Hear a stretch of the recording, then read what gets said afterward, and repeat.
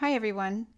It's that time again. So it's my favorite time of the month, which means I get to change out my planner insert. Um, I've been using this hacked bullet journal kind of method idea for a couple of years now, and I still really love it. It's no pressure, no stress. I have noticed that there's like a lot of changing of the terms and definitions of what is art journaling and what is planning. So I I saw someone, I can't think of the YouTuber's name, but it was in a YouTube video that popped up under recommended, and she was calling her art journaling creative journaling. And so I'm going to say that my planning is creative planning. Because it's like I see these videos where they're trying to have all the aesthetics that they can have, and they're like black and white, and maybe there's a hint of a color, or it's all those like pale neutral colors, and mine is like hello. So this is creative planning, Goal Sprite style. So I finished well, obviously March is over. So it's time to take the March insert out, and I kind of have to like realign everything. So basically, what I do, put this in here, is just go ahead and pop out the current, the month that just ended. And then I always already have the next month in here. So I'm just going to slide this out. So this is my April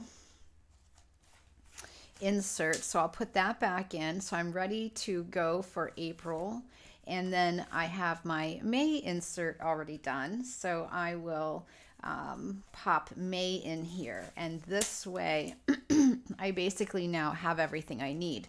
So what I have here is my evergreen content. So this is stuff that I don't need to look at all the time, but I do need to have it with me. So things like lists, there are no trackers. I don't track anything.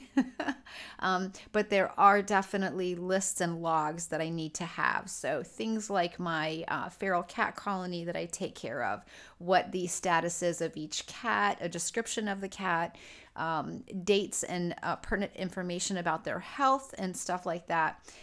So I have things of that nature in here. I also have like lists of my different databases, what the naming convention for them, naming convention for different videos and files. As an online art teacher, I have a lot of video files, and I need to track how I name them so that I can understand if I need to go back later and make any edits. I think I probably have like 800 videos on Vimeo, 600 videos on, one combined. I would say I probably have about 1,200 videos on YouTube. So that's a lot of video content to keep track of and to remember how I named everything. But I digress anyway. So that's what's in here. This is my evergreen insert is what I call it. Evergreen content is content you need to keep around quite often. Then I have my current month, and then usually I have the next month. In fact, probably within a couple of days, I'll have June, tucked in the back here, because you literally, when you go to a doctor's office and things like that, there are times where you're planning out 2 or 3 months. So I like to have my inserts, and I know some people do like, advanced month at a glance. I tried that. It doesn't work for me. I don't remember efficiently to transfer it over into my insert. So then I'm constantly digging for that page and squinting to try to see what I wrote in. No, it's better to just have the inserts in here early. So I have my next month, so current month, next month are always here. And then I have my project planning book. This book is essential to me for planning out things like, current classes, new classes, class ideas, video ideas, all the different things that I need to do for social media and to promote my classes and things like that. So all of that goes into project planning. Now, I don't change this one out that often because I tend to plan a little bit on like scrap paper, and then I kind of transfer into this things that are, once they're kind of figured out, they kind of go in here. So this is almost like a record of all my projects that I do. And there is a little bit, I will kind of hop in here and write something down if something comes up. A lot of the time I do something like this where I stick something in the center where I'm doing my planning from that. So anytime I have something that I need to print out, I kind of just stick it in the elastic in here. And that way I can kind of keep track of it that way. That's about it.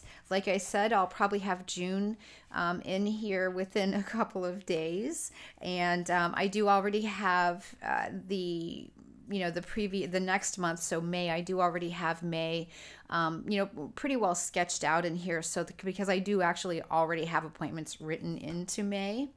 And then April was the last of the ones that I put together. I'll do just like a quick flip through that I put together trying to use up old scrapbook paper. So this is technically today. And so you can see, like, I do a lot of add-ins when I need to track more information than what will fit. I tend to do pockets so that I have little bits of paper where I can add extra stuff. Sometimes they're just decorative, but often they're necessary for purposes of remembering. For instance, like for the stream, what are my ideas for that stream in advance? I will do that little bit of sort of idea capturing right here in the planner. So we'll just keep going. Some of the pages are really just kind of left the way they are, plain. Some of them I, for whatever purpose have added something small and decorative. Again, some of them are quite plain though. If I have something where it's a little too busy, I will put in like a life card, or like I have one on in here, I think, where there was nowhere to write that I would be able to easily read it. So I just took a little piece of note paper and from like a little desk notepad and just taped it in. Perfect solution. But I do that kind of thing quite often. I do find that I doodle a lot. I will, again, this is really kind of busy, so I just add this stuff here. So like this is actually to-do items, but then this is just a quote that I heard Jim Carrey said it, and I had to write it down. Well, the thing that's always available is my planner. So that's the reason why it was written in here. Yeah, more just, doing design. Again, here I've added something over this page. So that's a really busy, that particular scrapbook paper is super busy.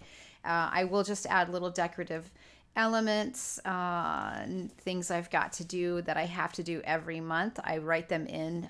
Usually when I get to this page, I'll go, oh, did I write this in for the next month? And I already have, I think, written it in. Let's see. This should also be on the 23rd. Yep, there it is. So yeah, I will carry things over in that way, things that I have to do every month. I do pre-plan out all my live streams and what the content will be, although I haven't written in what the content is yet for this month. I kind of wanted to do this video first. And then sometimes I just add things just, again, just because they're decorative. And in some months, I do end up with a couple of empty extra pages, but I do end up finding that I write notes in. So before I had the April,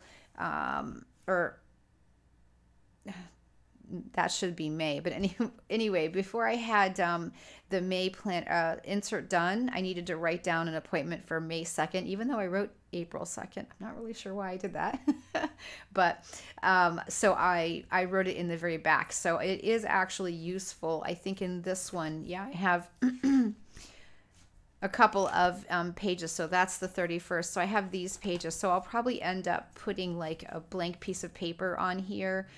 Again, similar to what I did here, so that I can write advanced notes if I need them. And really that's, that's my planner setup. And we're current now.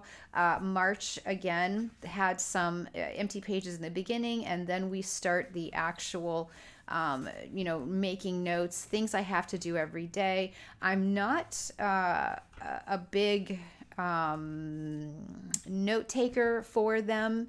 Oftentimes I'll do this. So these are my notes, right? If I had written everything in my planner, all of that would have been there.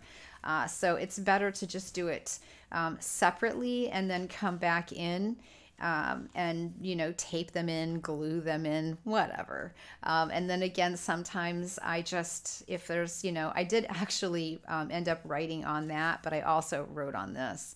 So it just, I just get kind of creative with what I'm doing as far as how I keep track of it. But I definitely prefer that it be in a very creative format like this. So it would be very difficult. It would be the most boring task in the world if I came into this and it was just plain and there was, none of this pretty stuff was here.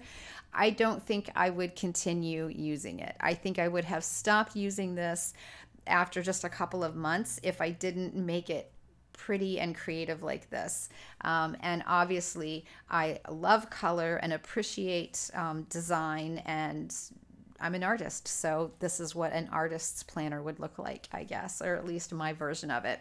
And I do have, I've been playing with different ways to create markers. I don't like a lot of permanent tabs in my planners because I do just use a monthly insert, so I don't need an excessive amount of tabs.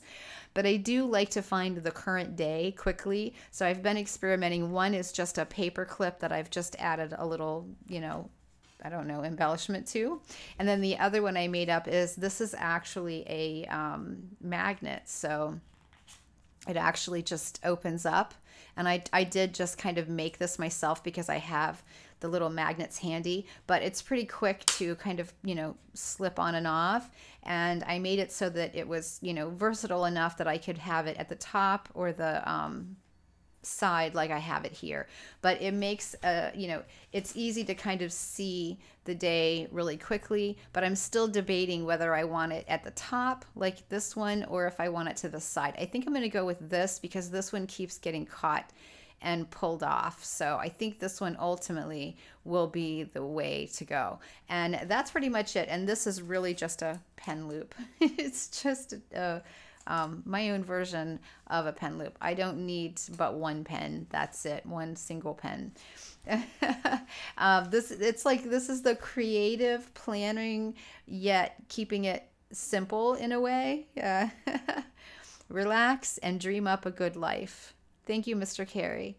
And thank you for watching. I hope you enjoyed this, and I would love to see if you keep a creative planner. You can tag me on Instagram at GolfSprite or on any social media pretty much. I'm GolfSprite. So thanks, and I'll see you around the internets.